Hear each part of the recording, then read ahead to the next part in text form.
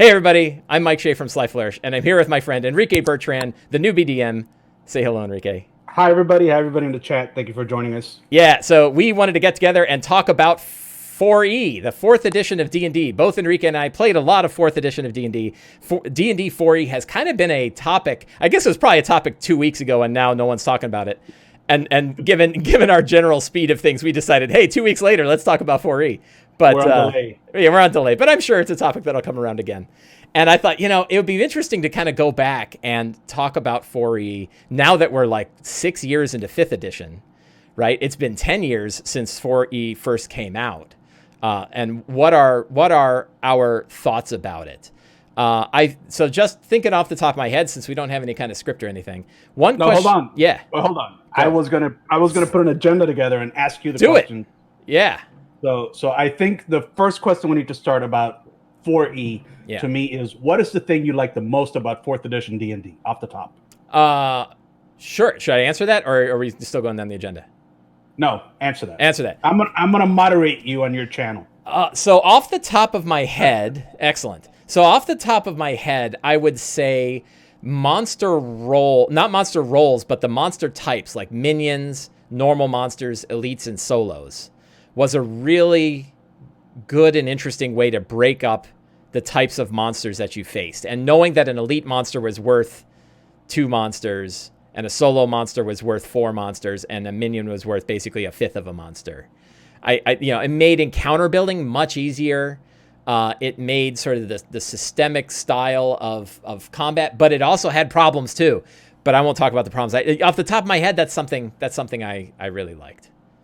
I think, and I thought about this when the conversation came up on Twitter a few weeks ago, like you said. I think the thing I missed the most about 4E is the ease of prep for your games and the way that it told DMs, here, we're gonna make this easy for you to do, and here's a great way to do it. And it made encounter building easy. It made the stat blocks easy to read and run.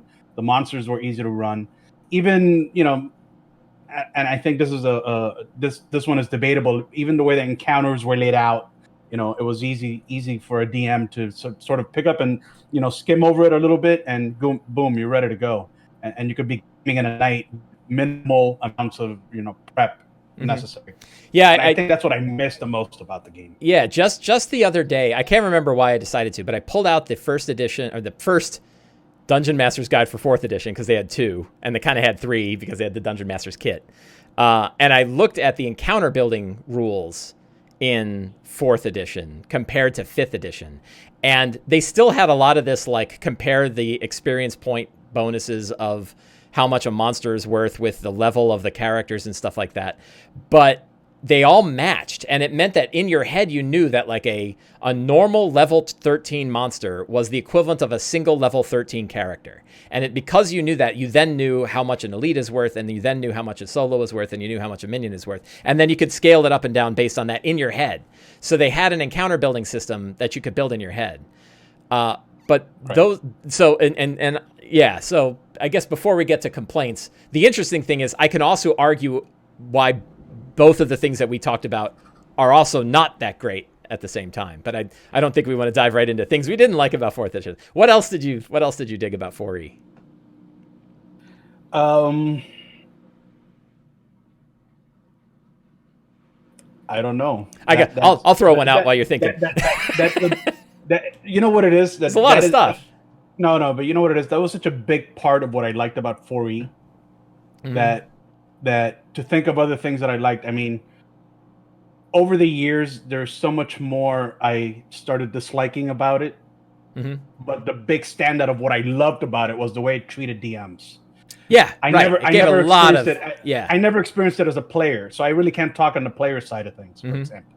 Yeah, so I remember the first thing that caught my attention with 4E, and I literally ran up to Rob Hainsel, one of the developers, when he was at Winter Fantasy, when it was here in Washington, D.C., and I said, like, the first thing that caught my eye was that critical hits were just a straight 20. Like if you rolled a 20, you did a crit. And if you recall, in 3.5, they had confirmation of critical hits. So you would roll a 20, and then you'd have to roll again to see if you hit, to see if that critical took effect. And it was like a wet blanket. It was like a popped balloon when you would roll a 20 and then miss on the next attack, and then the crit would go away. That was so, it was this complicated mechanic. And in 4, it was like a crit is a crit is a crit. Now, of course, then they dumped all this stuff on top of critical hits that made them wildly overpowered. That was a whole other. Hey, Dave the Game is here. Dave Chalker's in our chat channel talking about old 4E vets. I remember, so just to make it a little Dave the Game story, at that same Winter Fantasy, I saw Dave Chalker walk in with a posse of people behind him, right? Like he was like he was David Bowie, and he walked in, and I was like, wow, that's Dave Chalker. Like, holy cow, he's right over there. Like, I've been reading this guy's blog forever. He's sitting right over there. And I don't even think I introduced myself to him. I met Dave later, and we hung out. I would crash his great big games that he would run at Gen Con, and we became friends since then. Dave the Game says he was David Bowie back then. He sure played the part. And that was actually when I started blogging, because I did a Tumblr blog about my first experiences with 4th edition at Winter Fantasy. When it first came out. And that was where I also ambushed Rob Hainso to ask him all these questions, which is mostly about how is 4E going to make better on all the stuff that 3.5 did. But yeah, so one of the other things that I think is a real big one for me, and it's something that I actually feel was lost, is that 4th edition first level characters were big, meaty characters that could survive a lot. They were already heroes. They could handle encounters. They could do all kinds of things. And 5th edition first level characters get their asses kicked by just about everything. And if you actually run the hardcover adventures in 5th edition, they are wildly, they just beat the crap out of first level characters. And it's something that like my wife and I still talk about now. And we're like, a first level 4th edition character is roughly the equivalent of a 3rd level character in 5th edition. And I think that at least something that was missed was at least the option to have beefier first level characters, like whether it was a hit point bump or some other kind of optional rule that they could have put in the Dungeon Master's Guide to make first level characters not quite so weak. Of course, lots of people get over this by just starting them at 3rd, and that's fine. But it would have been nicer to have just a little touch where you have the simplified characters with the very focused things, but still are not going to get killed by 2 giant rats. You know what else I liked? I liked the setting that they created for 4E, and the idea that we were all learning. Well, the idea that we were all learning about the setting for the first time together, and there wasn't any canon weight behind it. There wasn't any assumptions about it. We were all learning about Fallcrest at the same time. We're all learning about the points of light setting. Yeah, sure. There were no assumptions, and I thought that was and it was fresh because we had been under the weight of box sets for the Forgotten Realms for so many years, and Greyhawk. Yeah, it's never. Yeah. I talked to our friend Sam Dillon, DM Samuel, about this before. He is a huge fan of the Points of Light setting and the Nentir Vale, which was kind of the core setting for their first 9 adventures. Remember, they had those adventure folders that had like the paperback. H2, yeah, H1, H2, H3. So they had nine adventures that went from 1st to 30th level. That was actually my big campaign. I ran a 4-year 4th edition campaign based on those 9 adventures all the way through.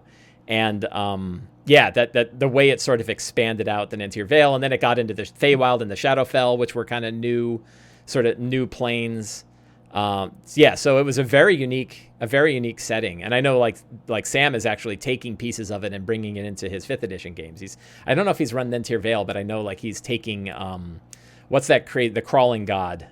I forget the name of it. Torog. Torog. Yeah, he's bringing Torog into his Frostmaiden game, and I know that so he there's parts of the lore that he really likes, and that is something where WotC definitely regressed and said, no, we're just going back to the Forgotten Realms.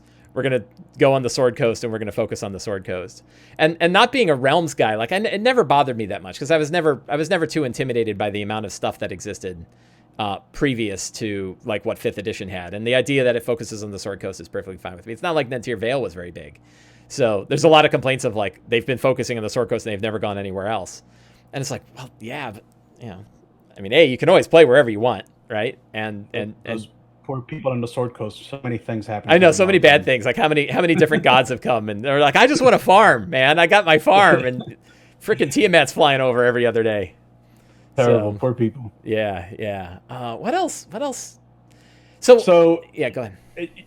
the other day I was talking about 4E, and there was a thread somewhere about I guess it was criticisms of 4E. My biggest criticism of 4E, and this is one that affected me. This is why 4E ultimately became a burden for me, was because you had to approach 4E, and I know that some people like to deny this, but you have to approach 4E as what it is. It's a tactical miniature combat Yep. engine Yep. with a role playing game around it. I mean, it is what it is. There's nothing wrong with that. It was very well made tactical combat game. But if you're not a tactical person, or if that's not the kind of game you like to play, you're going to struggle with that a little bit. Right. And I never played miniature games. I wasn't a HeroClix guy. I wasn't a miniatures guy. Like, that was never my thing. So coming into 4E, I felt like I was playing chess against 5 people. Right. 5 other brains against yours. And some of those brains were tactical combat gamers. Like, I had a guy who was a huge HeroClix guy. I had another guy who played miniatures. So it was like, those guys know this stuff, and I'm trying to figure out how to make these kobolds, seem threatening, and it wasn't easy. Right. It wasn't an easy thing to pull off when it's 1 against 5, and you're playing chess on a board, and it's like, man, and the combos and this and that, and the game wasn't very good about that aspect of it. It gave you rules for it, but it wasn't very good about strategies. Right. And it wasn't very good about teaching you how to play those type of games. Yeah. It just assumed you knew. Yeah. And that's where I struggled the most, and that's where it kind of became a little bit of a for me, because the fights tended to take long because there was so much analysis paralysis about where to go next and what should I do, and that it just got too much of a heavy lift for me to figure that out. Yeah, and I've talked about this in articles before, as I've sort of now opened up to more theater of the mind combat from tactical combat. Like, I dove deep into the tactical side on 4E. I was a grid player with miniatures in 3.5. So when they refined a lot of those rules in 4E, that's what I was very happy that they did, because I felt like this solidified the way I was already playing. Somebody just is trying to backstab you, by the way. So But one thing that did is it created a competitive environment between the DMs and the players. So beyond sort of focusing on that tactical side, the fact that you felt like you were on one side of the table and the other people on the other side of the table, you're not there to try to help sort of share this story. You're there to, like, how do I make sure my monsters are acting in the most tactically optimal way, for this situation? And you were going to lose every time, pretty much, right? So that was something where the transition from 4th to 5th, which I think a lot of people had sort of embraced in the earlier versions, particularly 1st and 2nd edition of D&D, and then it sort of swayed towards that more tactical combat in 3rd and 4th, is that idea that the DM is not the antagonist, right? The DM is not a competitor. The DM is there to help channel a story along with the players at the game. And I think back on my 4th edition campaign, and there was a lot of story stuff that happened that was really big and that we all remember. There's also some tactical stuff we all remember, when I talked to the players who played with me back then. And but it still felt like it was this competitive environment. And I remember I would feel frustrated a lot of the times. I hated when my big boss monsters would get, like, stun locked in a corner, and everyone just beat the crap out of them and never took a single hit. Our mutual friend George Ortiz loves to bring up Hospitaler's Blessing. He built a character around this one power called Hospitaler's Blessing, and the way the power worked was anybody within 30 feet that took damage could trigger a healing surge and heal some hit points. And they went in to fight a Beholder, and they walked out with more hit points than when they started. So not only did the Beholder not drain any resources, it gave them resources to fight a Beholder because of the way that power worked. And what George would remind us of is, if you Googled the power, the first hit was me complaining about it on the Wizards forum, saying, like, this is a game-breaking power. But that probably gets to my biggest problem with 4th edition, which was it was not play-tested. And I talked to designers of 4E who are no longer with the company. Some aren't with the company anymore. I think some still are, so I won't name names. But they talked about the process that they were under to design stuff for 4E. And they said that the design documents were changing while they were publishing the powers. So that one group over here, an area burst 1 meant something different than a guy over here who was doing area burst 5. And that's why you had these like, there was a solar blast was a power a cleric got that was an area burst 5 that did just a little bit of damage to everybody in an area, but it was a complete minion wiper. Like you could walk into a room and hit it, and this huge, 11 square by 11 square grid would be wiped out of minions in one shot. And that was in the core book, that was in the player's handbook, and it just ruined encounters until they nerfed it and they actually errated it and then made it an area burst 1. So now it's only doing whatever's directly around the cleric, right? But that's such a huge mechanical change. And that was one of many, many, many massive mechanical changes that were put in the errata. And you and I were laughing the other day when we pulled up the 4th edition errata, and it's a 96-page PDF. It's massive. The whole book. It's a whole book on its own. The whole book. And what it means is, like, if I have the 4th edition player's handbook over there, I cannot pick that book up and play the game, right? And if somebody had gone to, I don't know if Walden Books is probably gone by then, but if they went to a bookstore and bought the player's handbook, immediately you'd have to tell them the 96 things that are broken in that book that you're not going to allow at your table, which meant they bought a book for $50 that isn't useful. Yeah. And with 5th edition, I was kind of amazed the other day because I was like, I'm about to run Rime of the Frost. I've actually started running it for one group and I'm about to run it for another. And I don't have a single house rule, and they can have the first print of the player's handbook for 5th and use that straight, and there's no change at all, right? There's like those little quibbly bits I have, but none of them are like the kind of stuff that was broken in 4th edition. And that's a really strong position to be in, right? Like that's amazing. There was a big deal at my table because I would, not everybody, and there's a stat that goes around. I don't know what it is, but there's a stat that goes around that 90% of the player base isn't online and doesn't follow Twitter and doesn't. Yeah, I don't know how you know that. I've seen it thrown out, but based on people at game stores and stuff like that not everybody follows. Yeah, I mean, I'm sure it's true, but it's hard to look at the unknown pile because it's unknown discourse. Right. But the point is that I would show up at my table with errata for certain classes or whatever, and my players were like, "Dude, where'd you get this from?" No, what do you mean I can't use this power anymore? And it just became like a proverbial fire hose of shooting errata every few weeks. Oh, it's constant. Yeah, right. And everybody have to change their stuff. And everybody just got sick of it. Like it just became like, no, man. Like we got to decide if we're gonna play with errata or not. Like no, I got to play with errata because these things don't work right, and then they affect his fun and my fun and your fun and yeah. I remember like right away we found stuff. So I have a friend of mine who now lives in Europe, but he was playing and he had a rogue, and the rogue had an ability to hit somebody and do what they call a slide 5, which meant he could push a character in any 5 squares around him. And they would set up a wall of fire on one side, and he would slide them in and out like a zigzag into the wall of fire. And there was no rule about whether or not they'd take damage every time they entered it or not. So they could take 3 times the fire damage by moving him in and out of a wall. And it was like, wait a minute, I'm pretty sure the wall of fire isn't intended to do 3 times more damage on someone else's turn. So we had to house rule that, right? And say like they only take damage the first time they enter it, or if they begin it, or some other nonsense. But there was a lot of stuff going on. By the way, the jet engine you hear in the background is my washer, and if I stop it, I ruin a load of laundry. Sorry. So we didn't know we were doing the show, or we wouldn't have done laundry. So yeah, it's really. But what's interesting, and I think and I think you and I probably have talked about this before, that the golden era of 4E was Essentials, right? Did you play much with D&D Essentials? Yeah, I had all the products. Yeah, absolutely. Yeah, and it was so much better, right? And it was like now you had differentiators between classes. The monsters in the monster book were way better. They did more damage but had fewer hit points, which meant battles were faster. The format was really weird because the format was trade paperback books or box sets that had trade paperback books. So now you have all of these nice hardcover books and then this big stack of, I'm looking at it right now, big stack of trade paperback books.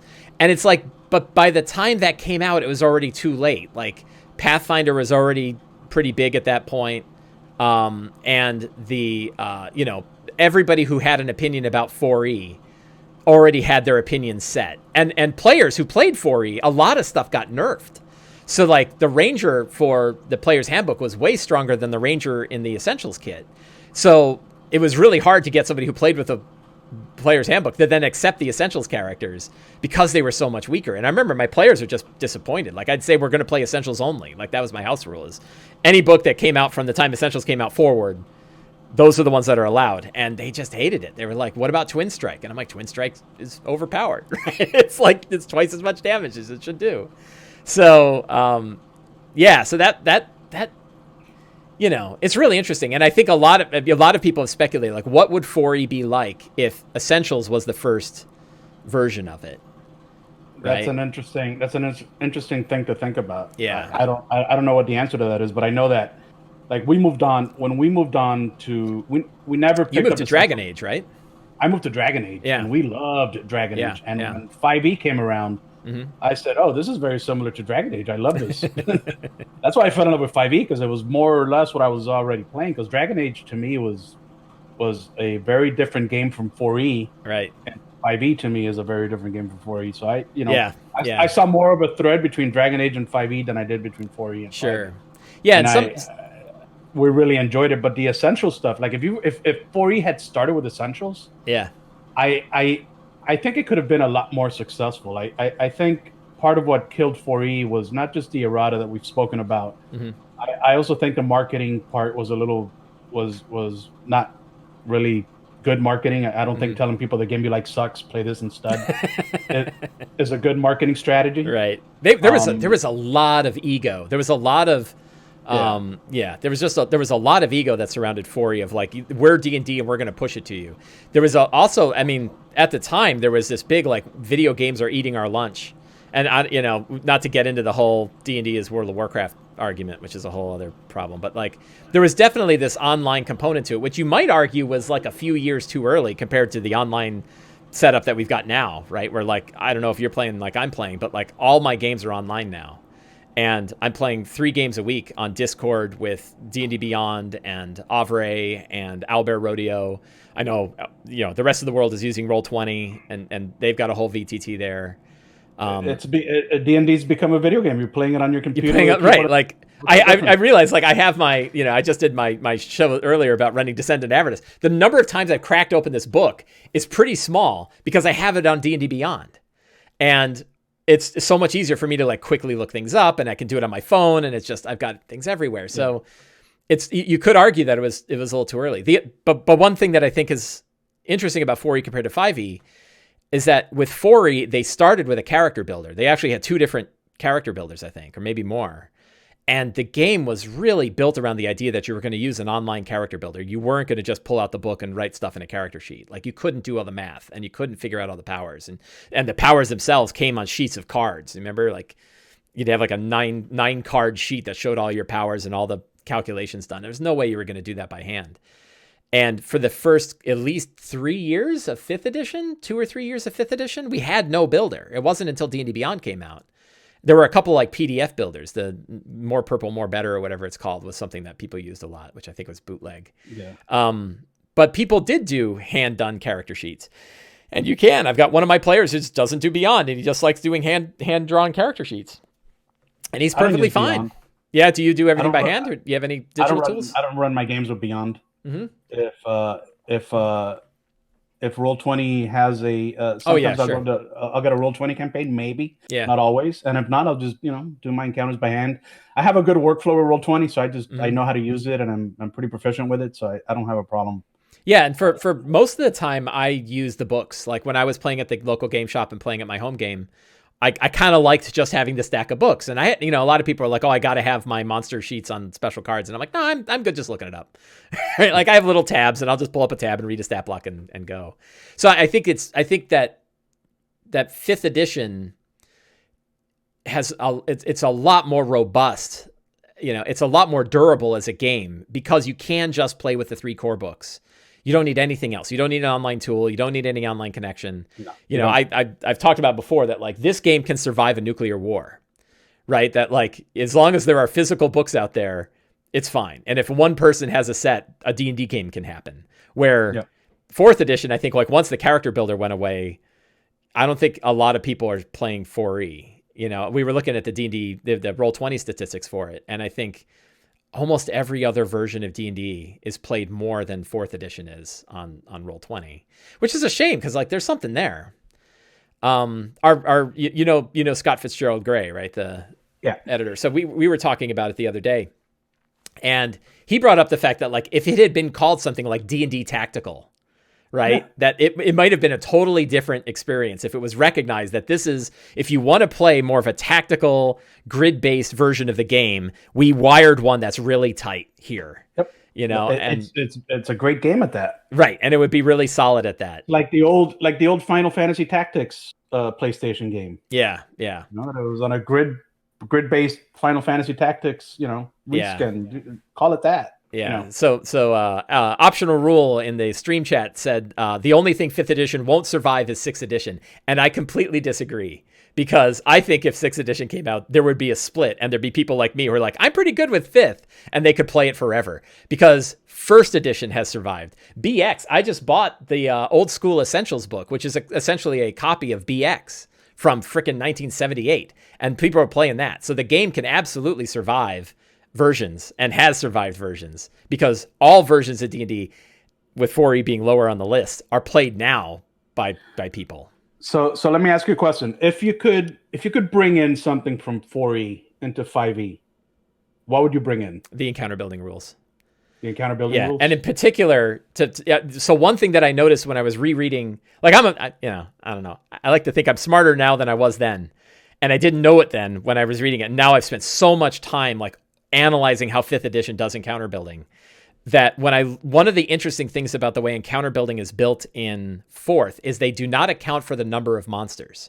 So there's no if you look at the 5th edition rules, there's a multiplier of the experience budget depending on how many monsters are in it, right? Have you looked at the 5th edition DMG encounter building rules recently?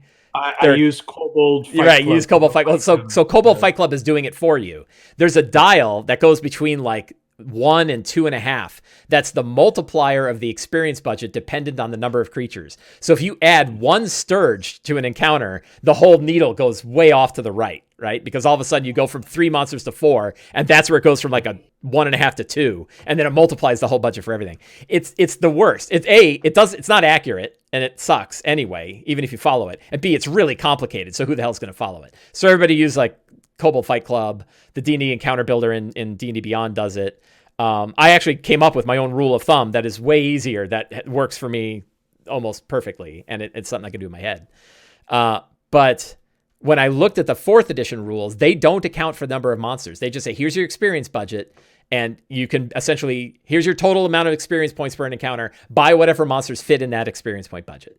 Right. And that's it. You know, you're still fiddling with experience points rather than levels or challenge ratings. But essentially, it's not too hard. Right. You get this. You think of like, I got a bunch of copper coins and I can buy monsters with copper coins. 5th edition could have done that, except for the multiplier. And actually, Dan Dillon, I think he mentioned this before he became now he's a designer at WotC.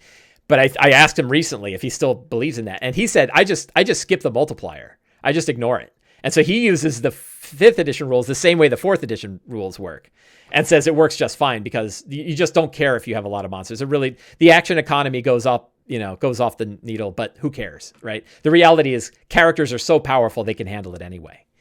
And so it would have been so much easier if it didn't have that multiplier, but they wanted to be hyper accurate. So they included it. And then it turned out CR doesn't really work well anyway. So it really doesn't matter. I haven't done a deep dive on that. I use that. Yeah, I've spent 5 years looking at it. I think I have like 6 Life Flourish articles, and I have different versions. In fact, I have multiple books now that have different ways that I handle it. And so the easiest one, I'll give you one, and I'll mention it. And anybody that's seen my show before has already seen this, and it was a big article on Life Flourish about it and stuff like that. But my rule of thumb is that a battle is potentially deadly if the sum total of monster challenge ratings is greater than half the sum total of character levels. So if you have 5 10th level characters, half of that is the sum total of that halved is 25. If your total monster challenge ratings are higher than 25, the battle is potentially deadly.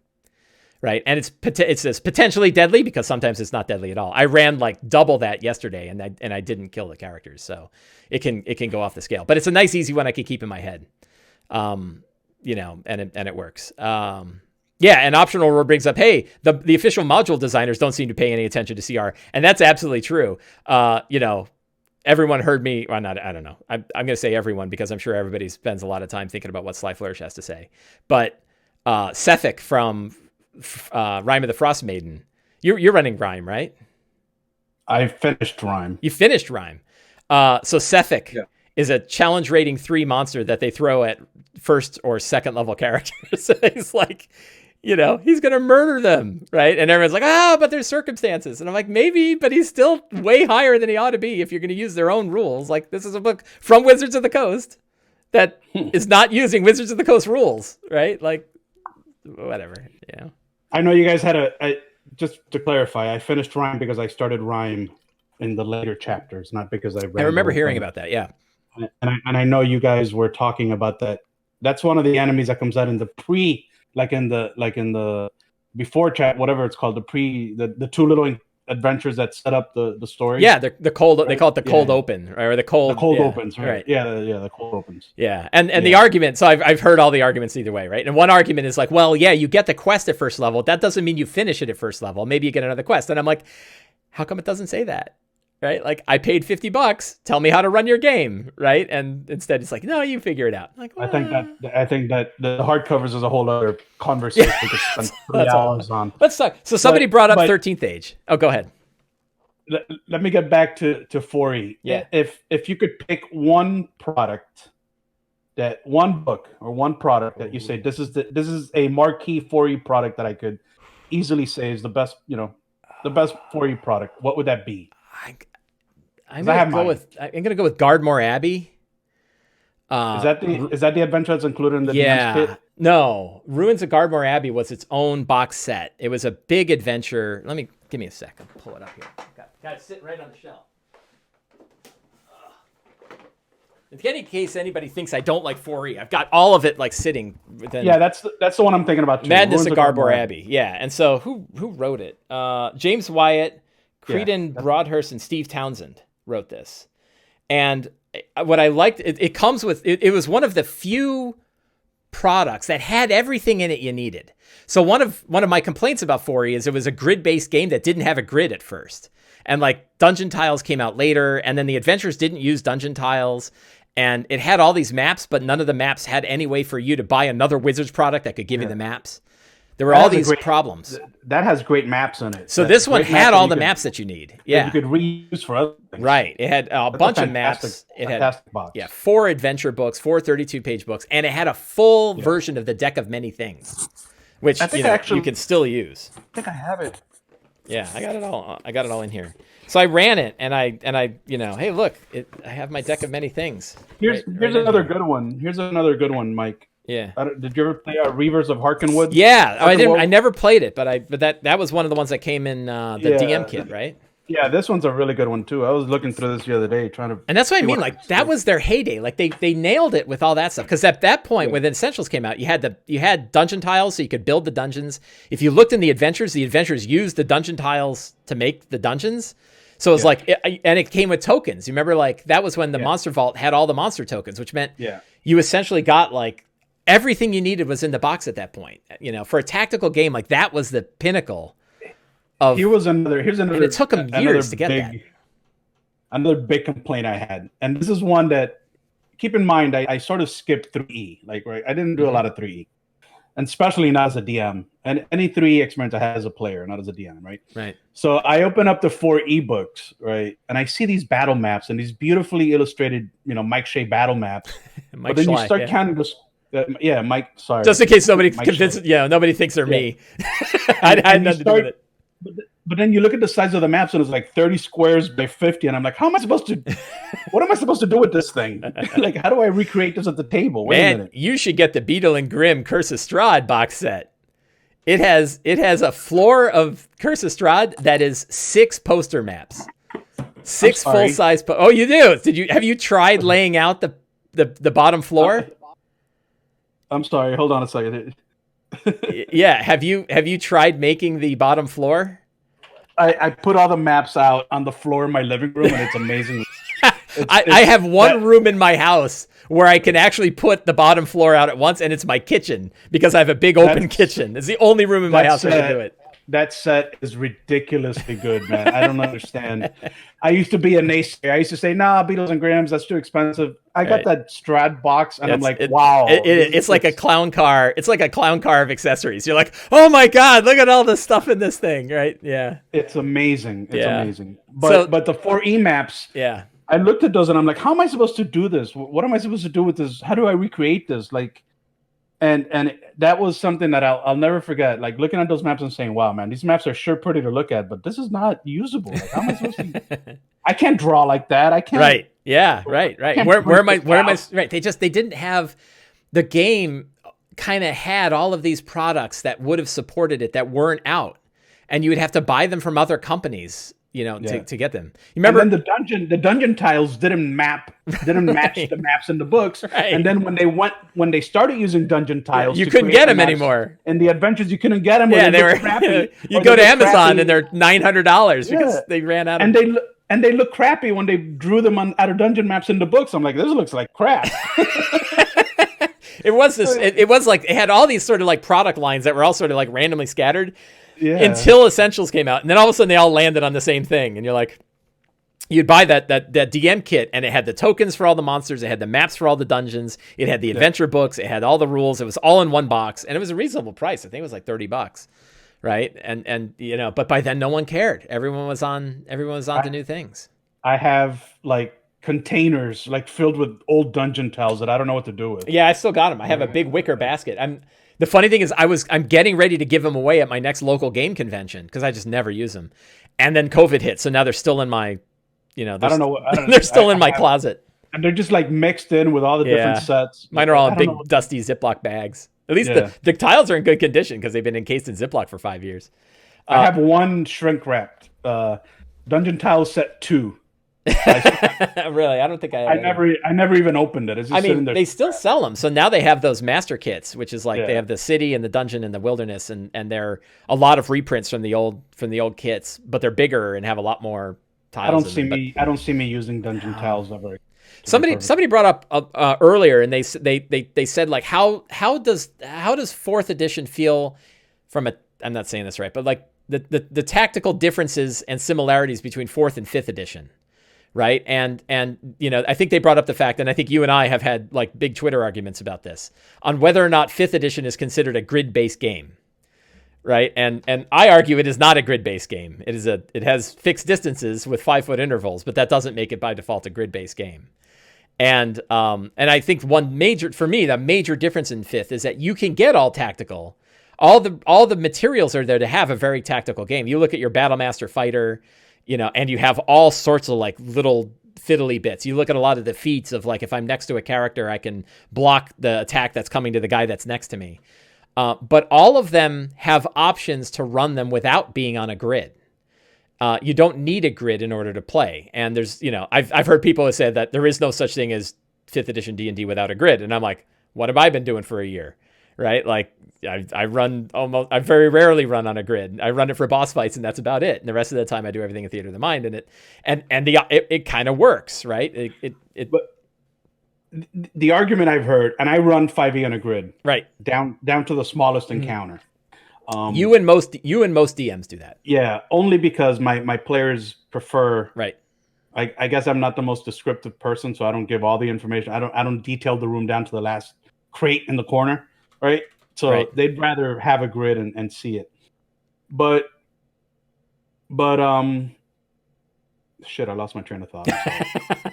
What I was going to ask you is, aren't there player options that depend on a grid to work effectively? It depends on your definition of effectively. To work as intended. No, I would say that they don't need to work I haven't seen one yet where I haven't said there's a way for that to work in Theater of the Mind. The most complicated ones I've seen are like the Polearm Master, where if they get if you mix like polearm master with like the defensive fighter type, where it's like if they come closer to me, I get an attack of opportunity and I can prevent them from going near one of my allies. The theater of the mind one is just tell me what you want to do.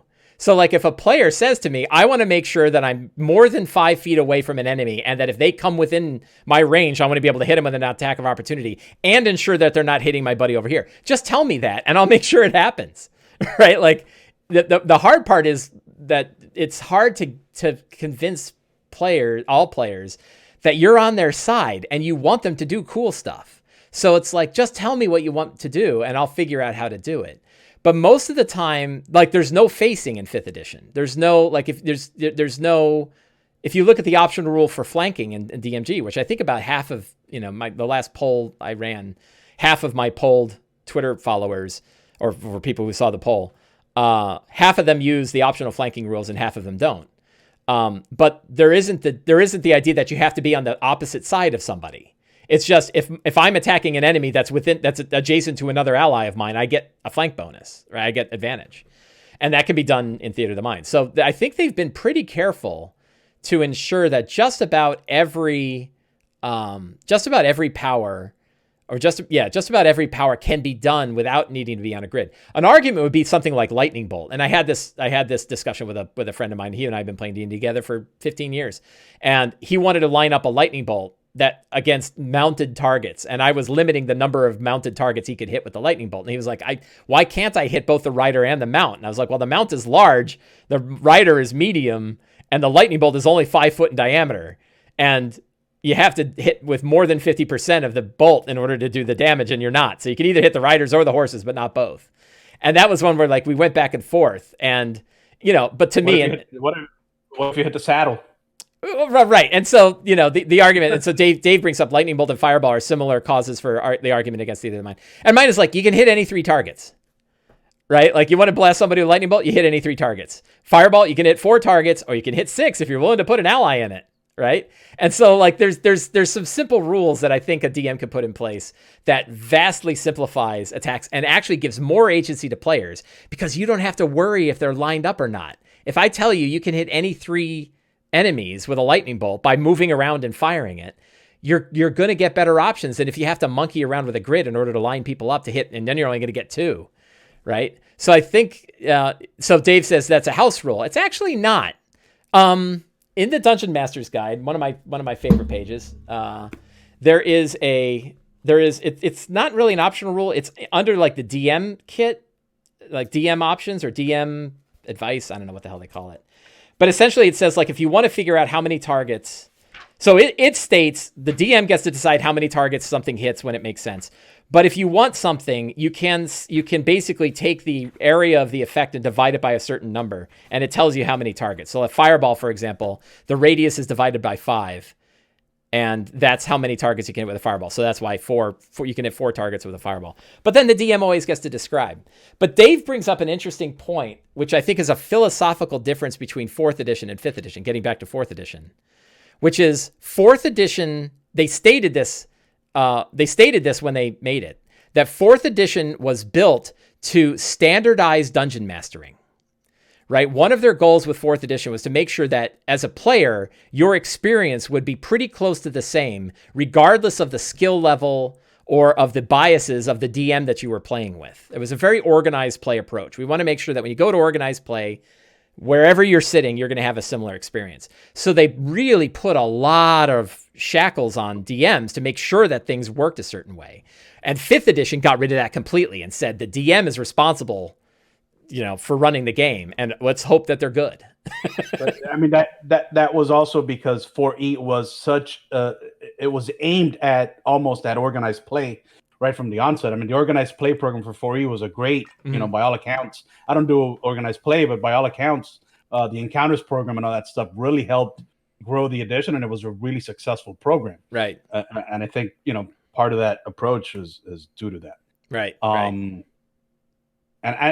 And as a philosophy, I don't have a problem with lining up the DMing experience of the game so that everybody gets, more or less the same experience when they sit down and play D&D. I mean, I don't think that's a bad approach. No. Well, I don't know, right? So what I like about that kind of stuff is like I like when companies in general do this, but I think it works here.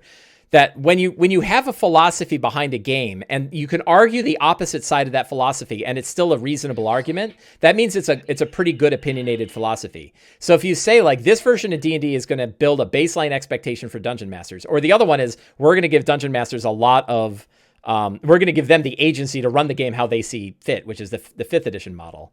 I think that both of you can argue both of them. I personally, my experience has been, and my feelings are, having played 5th edition, like I think the DM empowerment is better, especially because as soon as you give me 100% responsibility, I'm not your enemy anymore, right? Like in 4th edition, if you have this sort of standardized rule set, well, now we are playing chess, only it's 1 against 5, right? Where with 5th edition, because it's kind of up to me to decide most of it, I'm not going to decide to screw you because you're not going to come back to my game anymore, right? And then I really say, like, we're all on the same side. So, like, I roll randomly for targets all the time rather than picking the tactical, most optimal solution. I try to say, like, this Death Knight is surrounded by 3 characters. Who is he going to hit next? And it's like, well, which one of them is the greatest threat to him or to his goal? I might go with that. Or he might go, well, they're close enough and it's the heat of battle. I'm just going to roll. And he's going to pick one randomly. And I roll in the open and they say like, oh man, my warlock is going to get hit because you rolled a 1 and a 2. Right. And then it sort of breaks me away from the bad guy. And I'm hoping like, boy, I hope he doesn't hit you hard because I know you've only got 2 hits left in you. And if he hits 3, you're going to be down and that's going to suck. Right. And I'm on their side. Like, I don't want him to hit 3 times. Right. I want him to make it. Yeah. And I think that idea of being over on the player side where we're all together watching this situation happen, and I just happen to be the one that's running the monsters. The only way that could occur is if I was given this total responsibility for how the game is supposed to go. So yeah, I think it works. Yeah. And so Dave, who always has really good thoughts here. I think the flip side is that there's more nervousness among new DMs. Yeah. Well, I would argue against that, Dave, because there are so many more new DMs now than there were in 4th edition. It is not even a question. Like, I remember, Enrique, you and I, I'm sure, had this conversation. I'm sure Dave had this conversation that D&D was going to die with the Gen Xers, right? That like, yeah, it's not going to last. Video games are going to take over. We're the last D&D players. No one is saying that now, right? No one is saying that now. Instead, all of my coworkers are telling me, hey, my kids started playing D&D. Can you help me out? Right. Yeah. It is. So I think new DMs, and I see it like one of the things I really try hard to do is I'm always trying to keep my thumb on like where people are with D&D. And one of the areas where I spend a lot of time is on Reddit, where lots and lots and lots of new DMs show up and say like, hey, I'm brand new. What do I do? Right. And I'm always like, I've got a template now. And I'm like, here's how to get started in D&D. And, so is it, I'm arguing with Dave.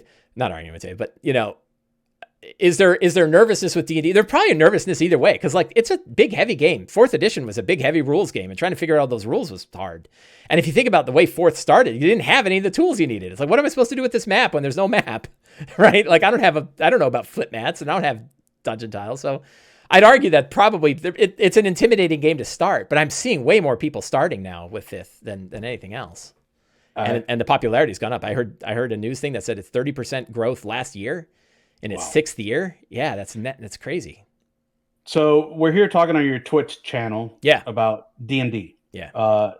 We met on Twitter, you and I. Yeah. You're going to post this on YouTube later, and you're talking about Reddit D&D communities. And I'm going to use all that to transition to what I think was one of the biggest benefits of 4E and one of the greatest things about 4E. And I think 4E helped create a huge, it helped create the foundation for what has become a pretty big online, massive D&D community that I think I could point back to a lot of the conversations that 4E helped, form on Twitter and places like Twitter and on places like, blogs and the old, Dave's here, the old RPG Bloggers Network, which gave birth to a lot of people who are now, big parts of the D&D discourse. And I think 4E did that really well. Mm-hmm. Like it became an addition to the game where a lot of people, sort of gathered around and built a community out of that has carried over to 5e, and obviously it's exploded into this massive, I remember massive thing. Yeah, I remember so you and I met more than 10 years ago, right? About 10 years ago at Gen Con. 2008, 2009, I don't know. All right, but we met kind of at the beginning of this, and we shared a joint friend who miraculously happened to be both your childhood friend and a local player in my game, right? Without knowing that we had this connection. And and we did, and like Dave Chalker is here, right? And Dave was part of that, and Chad EDM and Tracy Hurley and Quinn Murphy and all these great people that were blogging about 4th edition, right? We all loved it, and we knew that there's a bunch of grognards out there who didn't like 4th, and like and the argument online was like they hated 4th and they never even read it or tried it, right? They just didn't like it, period. And you're like, okay, well, we're not talking about those people, but we played it and tried it, and we poured ourselves into it. Quinn Murphy had the what did he call them? The monster, the phased monsters, right? He had a name for them. World breakers. World breakers, right? And so everybody was doing these like great stuff to bring all this stuff to the game. And I remember like about 4 or 5, I think it was when 5th edition was just coming out, and you and I were at some event in Gen Con, and you're like, I don't even know who to follow on Twitter anymore, right? Like, it used to be like we knew everybody that were like the big movers and shakers in this community. We knew the people that were doing all that kinds of stuff. And now it's like, I always, the metaphor that I use is you and I are standing on the platform of a train, and a train goes, whoa, and we're like, the hell was that? Right? Like, and Matt Mercer's riding on top, and we're like, what is, wait, like and it still feels like that. And what I realize is there's no D&D community anymore. There are many, many different communities, and one of the things that I did is like, if you look at the D&D hashtag on Twitter, I think it's like 30% of the tweets are about dice, right? There are huge communities of people who just like talking about dice. And making dice. And the shinier and crazier, the better. And then you have Kickstarters that are like 6-figure, like $500,000 Kickstarters that are just about dice. And you're like, who are they? And I've never heard of them before. I'm like, who are these people, right? Like, hold on, I'm going to pause you for a second because I'm reading a comment on your chat. It says Seraphim333. Yeah. I had been doing the Mercer way where you keep plastic rings from drinks. that is not the Mercer way. That is not the Mercer way, man. We're putting soda rings on our miniatures back in 2008. I had coworkers at my job who would raid the recycle. They would open up the recycle things and take them out, and they're like, "I got to get these because Mike likes red ones." They were like, red was bloody. Red was bloody, and you needed as many red ones as you can get. Right? Yeah, so Green was Hunter's Mark. Coca-Cola had a condition. Sprite had a specific condition. Coke Zero. Coke Zero were really good ones because those were your warlock hexes, right? With the black ring, right? Yeah, so that to me is like it's hard not to get grognardy about it when we go. By the way, I'm just playing with Seraphim. No. I don't think. I'm not being a jerk about it. You remember like we talked about Ollie. Right, we were having this conversation on our DMs on Twitter when we were watching all the people talking about how great 4E does. It's like, you remember the people that have like boxes of Alia tools that they'd have to carry around with, I still have them. like 900 magnets, and your character had this big stack, and if you had the old Alia ones, they'd snap together so you'd move and you'd get a train of minis following around the table. Oh my god! Right, so it was like that's I don't know. It's maybe crazy. Maybe Mercer learned it from us. Maybe, who knows? Yeah. So So there's part of me that's right. It's hard not to be grognardy about it because you see all these people on Twitter and they're talking about like, oh, 4th edition was this great, an unappreciated edition, and it would have been a lot more popular for X, Y, and Z, and they loved it. Mike, where the hell were you 10 years ago? Like, I was there. Like, Enrique and I were talking about this on Twitter 10 years ago. No one was talking to us. Right? No, like, your account was made 2 years ago, right? Don't get into this whole 4th edition. We were there in the trenches with our hunting down, right? We were like dumpster diving for freaking rings for our miniatures. Where were you back then? So it's hard not to get a little bit of, not even from the standpoint of like it was good or bad, but just like, we were getting our asses handed to us by 3.5 players all the time who were like, that's not D&D, that's a video game. And you're like, go suck an egg, right? Like, I still have scars from the edition wars. right. We're all toughened from the original edition wars. And I guess this is like the new edition war. I don't know, but whatever, Yeah, old Well, man yells at cloud. That's exactly why we're here today. but I think 4E. There's a lot of things that 5E, and this is another hour-long conversation. Right. But I think 5E, when it was launching, they also promised a lot of things that they would carry over from 4E. Yeah. That I don't think that premise was kept. That promise was kept. Kept. There were some babies thrown out with the bathwater. Yeah, definitely. Because they talked a lot about modular encounters and different rules if you wanted more tactical play versus not, and things. They made a lot of promises at the beginning that I don't think they kept. Yeah. But then again, the flip side of that is that I enjoy 5E so much that I don't miss. No, I'm having good. Most of that stuff. I'm good. Well, I don't need you. Tactical combat. I don't need a book now to include an extra page of the encounter to tell me how to do it tactically. Yeah, you'll figure it out. Not. Yeah, I'll figure it out. Yeah, we're gonna get it. So yes, I'm gonna talk about skill challenges. But on the tactical side, the interesting thing is I'm on the side of how come all of the WotC designers that are playing games in public are using Theater of the Mind, and there's a quarter page of Theater of the Mind guidelines in the Dungeon Master's Guide and nothing else. And then you go to Xanathar's Guide. Xanathar's Guide has a whole section on tactical combat, which uses dice or something to do areas of effect. Oh, you're muted, by the way. Or are you muted on purpose? So... Sorry, I'm talking to my kids. So. Yeah. So it had, so the DMG has a lot of tactical guidance in there. It has things like facing. I think Evil John just brought up that, if you want facing rules, which 4th edition never had, there are facing rules inside the Dungeon Master's Guide. So there's a lot of options that aren't used.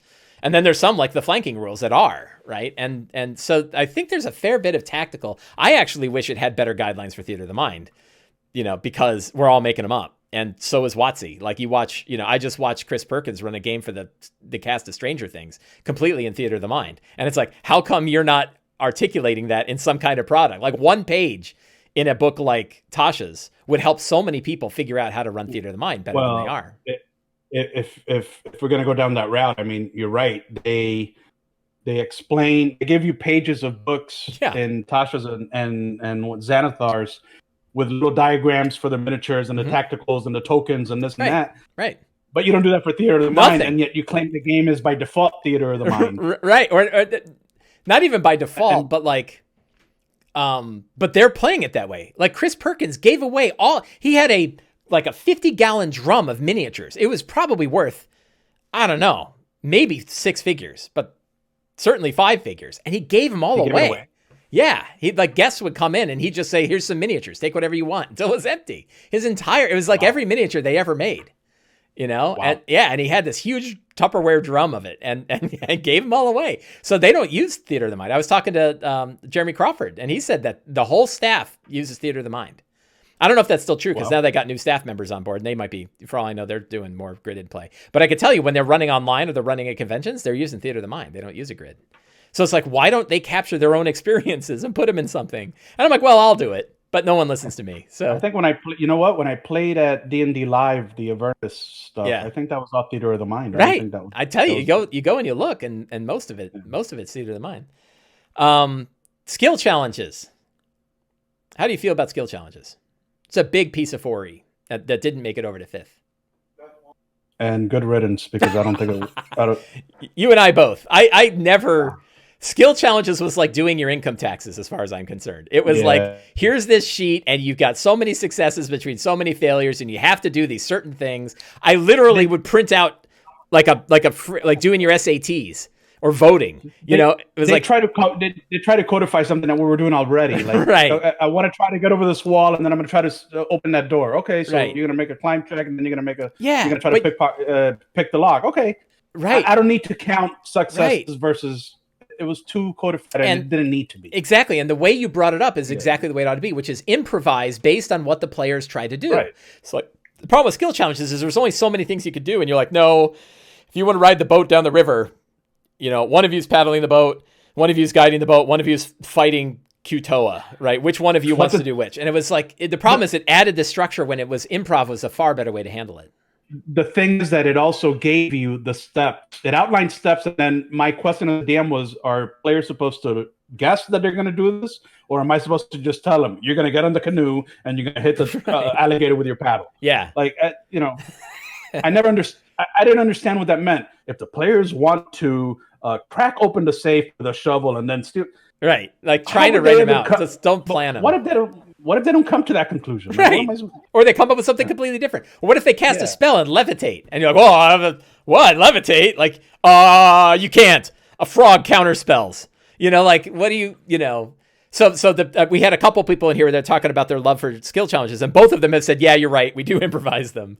And then the idea was great. The execution was terrible. And boy, that was another one where, like, I really tried to work on that the whole time 4th edition was out. I wrote skill challenge worksheets. I came up with all kinds of like sub rules for it. I really dove into it, and my end conclusion was like, this just doesn't work. I think it looked great on someone's design worksheet. Yeah. And they came up with a nice grid that they could print out in a book, and it looked great on paper. Yeah. But since it wasn't play tested beyond them in that office.